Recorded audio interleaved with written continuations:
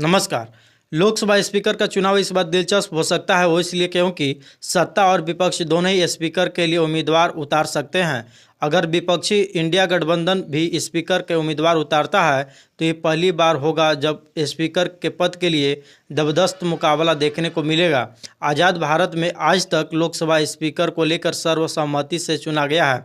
दरअसल चर्चा है कि विपक्षी इंडिया गठबंधन डिप्टी स्पीकर का पद मांग रही है।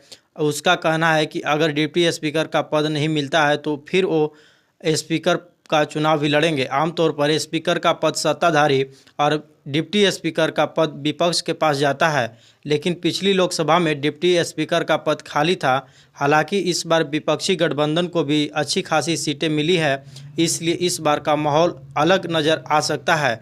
लोकसभा स्पीकर का चुनाव 26 जून को होगा, जबकि डिप्टी स्पीकर के चुनाव का तारीख स्पीकर तय करेंगे। 24 जून से संसद का विशेष सत्र शुरू हो रहा है। 2 दिन नए सांसदों को शपथ दिलाई जाएगी और 26 जून को लोकसभा स्पीकर का चुनाव होगा। सवाल आता है कि आखिर लोकसभा स्पीकर का चुनाव कैसे होता है। आम चुनाव होने और नए सरकार के गठन के बाद नए सदस्य को शपथ दिलाने के बाद प्रोटेम स्पीकर की नियुक्ति की जाती है। प्रोटेम स्पीकर आमतौर पर लोकसभा का सीनियर सांसद को बनाया जाता है।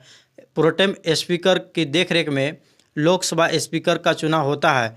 आम चुनाव के बाद सरकार और विपक्ष मिलकर स्पीकर के लिए उम्मीदवार का नाम घोषित करते हैं। इसके बाद प्रधानमंत्री या संसदीय कार्य मंत्री उम्मीदवार के नाम का प्रस्ताव करते हैं। अगर एक से ज़्यादा उम्मीदवार हैं तो फिर बारी बारी से प्रस्ताव रखा जाता है और ज़रूरत पड़ने पर वोटिंग भी कराई जाती है। जिसके नाम का प्रस्ताव मंजूर होता है उसे स्पीकर चुना जाता है। स्पीकर का कार्यकाल उनके चुनाव की तारीख से लेकर अगली लोकसभा की पहली बैठक के ठीक पहले तक का होता है।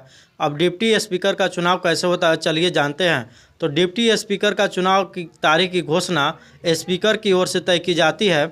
डिप्टी स्पीकर का भी चुनाव ऐसे ही होता है जैसे स्पीकर का चुनाव होता है। अगर एक ही उम्मीदवार है तो सदन में उसका प्रस्ताव रखा जाता है और पास किया जाता है।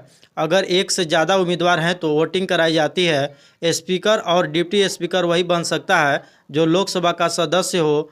दोनों का ही कार्यकाल 5 साल का होता है। लोकसभा स्पीकर का पावर क्या होता है, चलिए जानते हैं। तो लोकसभा स्पीकर का पद संवैधानिक होता है। सदन में सबसे प्रमुख व्यक्ति स्पीकर ही होता है। सदन में स्पीकर की मंजूरी के बिना कुछ भी नहीं हो सकता है। स्पीकर को सदन की मर्यादा और व्यवस्था को बनाए रखनी होती है।